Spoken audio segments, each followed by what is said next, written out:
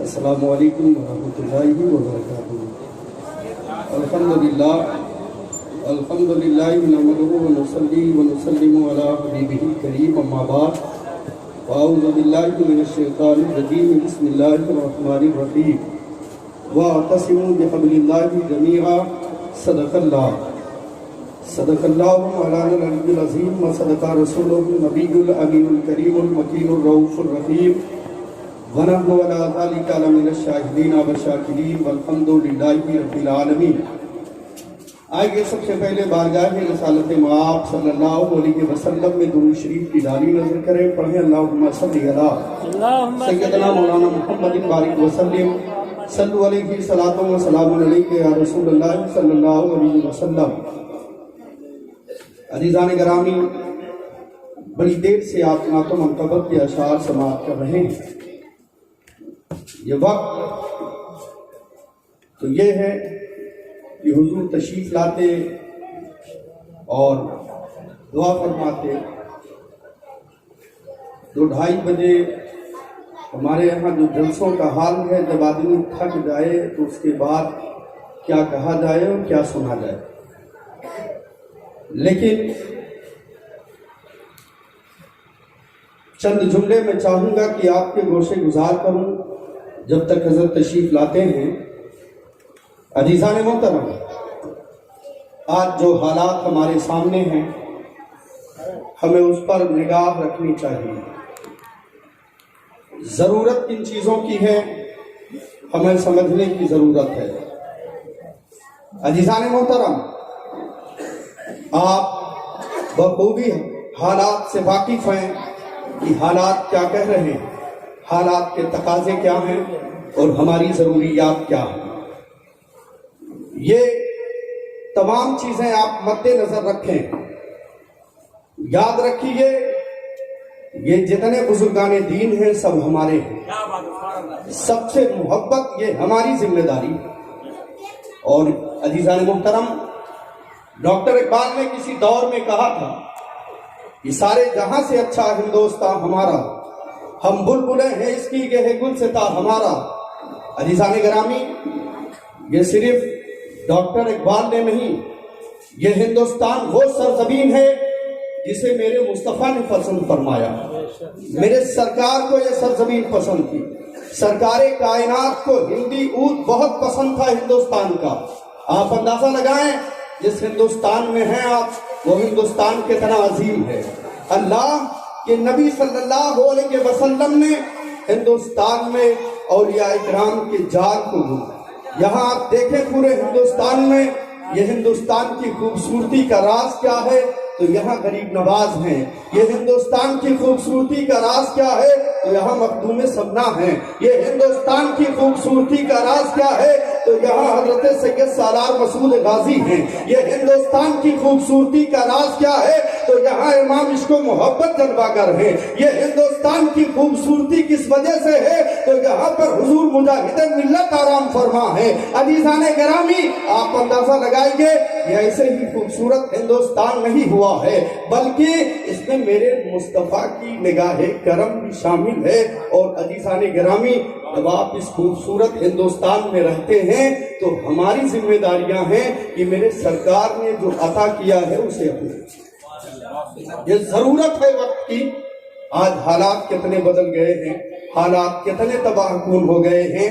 یہ وقت تقریر کا نہیں ہے، یہ وقت اپنے آپ کو بدلنے کا ہے۔ آج ہمارے بچے کہاں جا رہے ہیں، ہماری ماں اور بہنوں کی پوزیشن کیا ہے، ہمارے گھر کے حالات کیا ہیں، ہماری اپنی کنڈیشن کیا ہے، ہمیں اس پر نگاہ رکھنے کی ضرورت ہے۔ یہ صورتحال کس طرف جا رہی ہے، ہمیں یہ دیکھنے کی ضرورت ہے۔ عزیزان محترم، آج صورتحال بڑی بھیانک صورت اختیار کر گئی ہے. آج ہم اس پر نگاہ نہیں رکھ رہے ہیں, اس پر ہماری توجہ نہیں ہے. حالات بدلتے جا رہے ہیں, ماحول بدلتا جا رہا ہے. کیا یہ ہماری ذمہ داری نہیں ہے کہ ہم ان تمام چیزوں کو سمجھنے کی کوشش کریں؟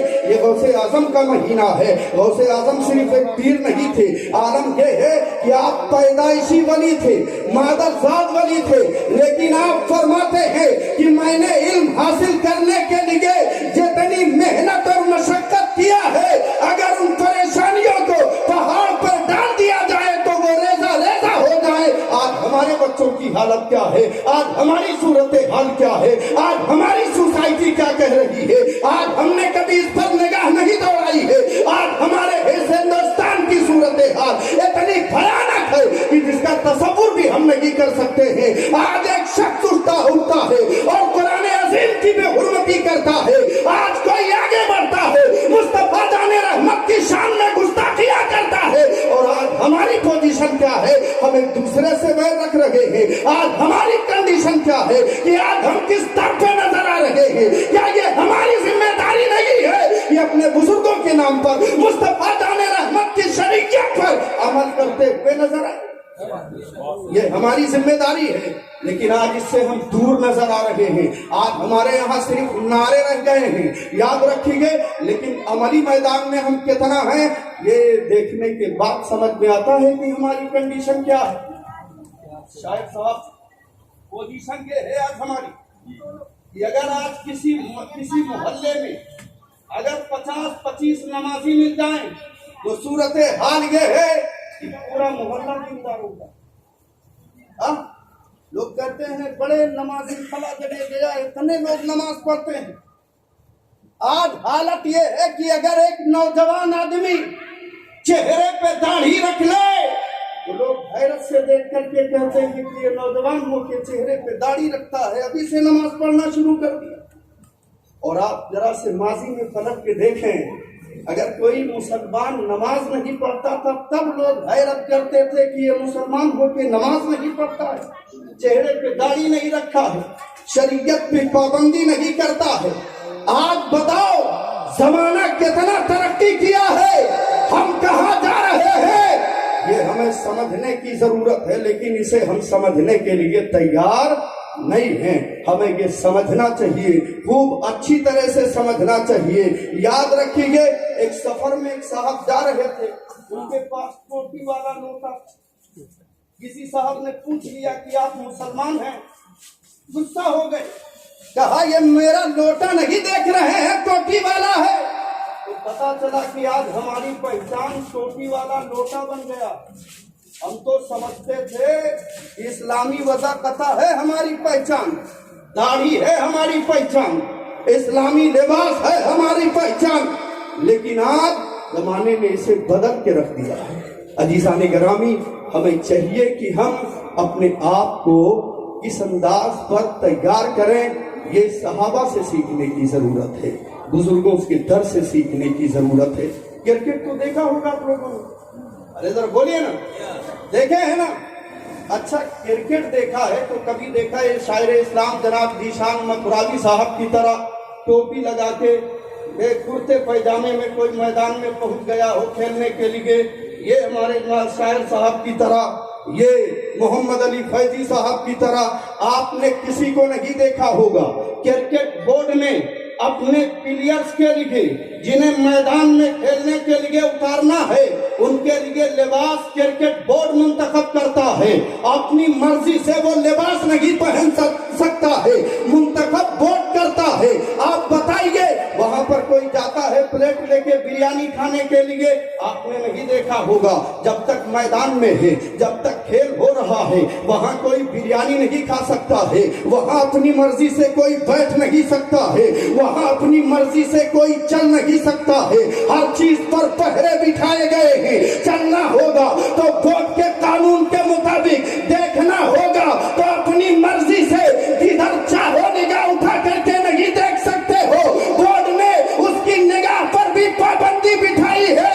ایک کرکٹر اس وقت اچھا کرکٹر کہلاتا ہے جب बोर्ड के हर कानून को मानता है तब अच्छा प्लेयर कहलाता है। अब बताओ उस प्लेयर पर अगर कोई हमला कर दे तो अपनी हिफाजत खुद करता है या यहाँ की हुकूमत उसकी हिफाजत करती है? खुद नहीं करता साहब, यहाँ की हुकूमत इंतजाम करती है। वरना कभी ट्राई करके देख लीजिएगा, एक आध पत्थर चला के फिर होता क्या है। पता चला एक क्रिकेटर जब अपने बोर्ड के कानून को मानता है, अगर उस पर कोई हमला करता है तो उसकी हिफाजत के लिए मुल्क की गवर्नमेंट तैयार है। यहाँ की आर्मी हिफाजत करती है, यहाँ की पुलिस उसकी हिफाजत करती है। हम तो इस्लामी फील्ड के प्लेयर है। मुस्तफा ने हमारा लिबास भी मुंतखब कर दिया है, हमारी चाल भी मुंतखब कर दी है, हमारा लिबास भी मुंतखब कर दिया है, हमारी निगाहों पर पहरे हैं। जब तक हम अपनी मर्जी से नहीं देख सकते हैं, हम चलेंगे तो अपनी मर्जी से नहीं चल सकते हैं, हम पिएंगे अपनी मर्जी से कोई चीज पी नहीं सकते हैं। देखना पड़ेगा शरीयत इजाजत दे रही है कि नहीं दे रही है। हम देख रहे हैं किसी चीज को तो पहले शरीयत को देखना पड़ेगा, शरीयत इजाजत दे रही है कि नहीं दे रही है। याद रखिए, एक क्रिकेटर जब अपने बोर्ड के कानून को मानता है तो उसकी हिफाजत यहाँ की हुकूमत करती है। और अगर हम इस्लामी फील्ड के अच्छे प्लेयर बन गए तो हमारी हिफाजत परवरदिगार फरमाएगा। उसकी हिफाजत रब फरमाता है, उसे दुनिया में कोई कुछ कर सकता है ना। तो आप समझने के लिए तैयार हो जाओ कि हमें किस अंदाज पे रहना है। हुजूर मुजाहिदे मिल्लत के नाम का नारा खूब लगाया है। देखने वालों ने देखा होगा उस अजीम जात को। हुजूर मुजाहिदे मिल्लत की जात क्या थी हमने कभी समझने की कोशिश की है? हम तो सिर्फ नारे तक महदूद रह गए। ऐसा है, इन बुजुर्गों ने हमें क्या दिया है ये हमने कभी समझने की कोशिश की है? देखो इनकी जिंदगी को, हुजूर मुजाहिदे मिल्लत ने अपनी जिंदगी कैसी गुजारी है। एक एक लम्हा आपका गुजरा है तो शरीयत के मुताबिक गुजरा है। आपका कदम उठा है तो शरीयत के मुताबिक उठा है। आपका आप पता चला कभी झूठ नहीं बोलते थे। आपका आलम ये है, आप दीन का दर्द रखते थे। आज अपनी भी कंडीशन देख लीजिए, अपने आप को भी हम देखें, हुजूर मुजाहिदे मिल्लत को भी देखें और इन बुजुर्गों से सबक हासिल करें कि इनका मिशन क्या था और हमारा हाल क्या है। इनकी पोजीशन क्या थी और हमारी पोजीशन क्या है, तब ना बात समझ में आएगी। जरूरत तो यही है कि हम इन बुजुर्गों के उसूल और ज़ाब्ते को अपनाएं। ये जरूरत है, ये पोजीशन है हमारी। करबला में पूरा कुंबा इमाम पाक ने अपना ले जा करके कटवा दिया। क्या बचाया? दीन बचाया। और आज हमारा अमल कितना है? जो बचाया मेरे आका ने करबला के मैदान में, हम उस पर अमल कितना कर रहे हैं? ये जरूरत है ना हमारी। इस कंडीशन पे, इस पोजीशन पे हम कब आएंगे? दावे तो सबके हैं, महबूब मेरा है, लेकिन एक महबूब हो, एक हजारों चाहने वाले के मेरा है, ये मेरा है, दावा सब करते रहो। खुद उस महबूब से पूछो ना कि तू किसका है। दावे तो सब कर रहे हैं, लेकिन जब फैसला तेरे ऊपर है, तू बता दे किसका है ना। मानने का दावा तो हम सब करते हैं।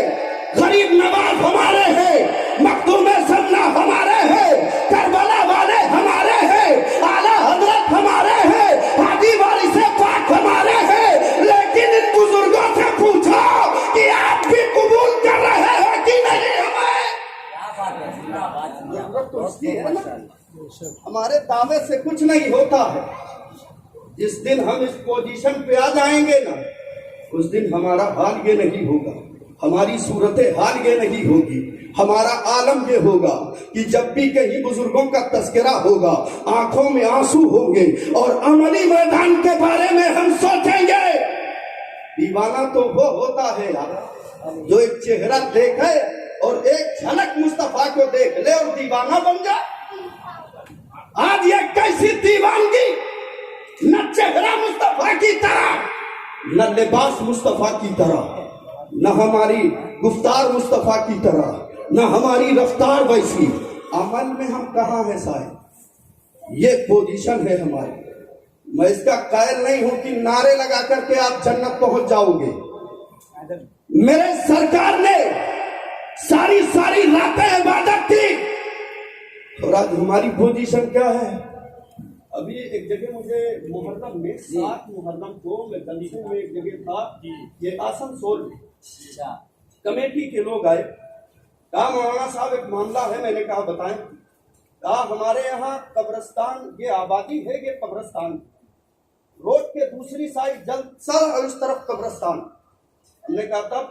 کہا حضرت تھوڑا سے وہاں پر کارپوریشن نے وہاں پر راستہ بنا دیا ہے، اور جو دیوار ہے نا اس کے بازو کی جو تھوڑی سی وہ اٹھی رہتی ہے، باؤنڈری ٹائپ میں تھوڑی اونچی ہے، تو وہاں لوگ بیٹھ کر ہمارے نوجوان طبقے کے لوگ بیٹھ کر کے موبائل چلاتے ہیں۔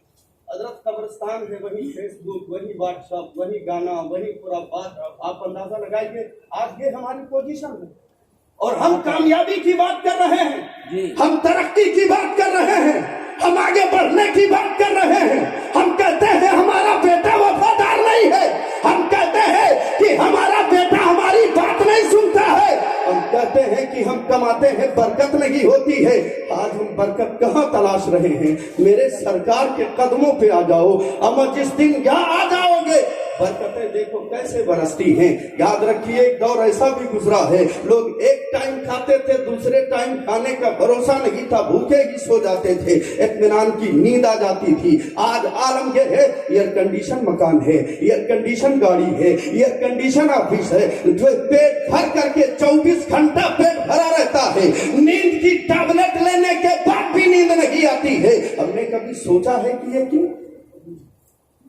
یہ ہمارے حالات ہیں۔ آج ہم ترقی کی بات کر رہے ہیں، آج ہندوستان میں ایک کوئی کھڑا ہو جائے خبیث اور میرے نبی کی شان میں گستاخی کرے اور ہمیں احساس تک نہ ہو، اس وقت ہماری یہ پوزیشن کہاں ہے، یہ جذبات کہاں سرد ہو گئے؟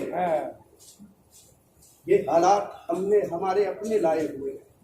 ایک ساتھ ہندوستان کی دھرتی پر آتی ہے غریب نواز کی،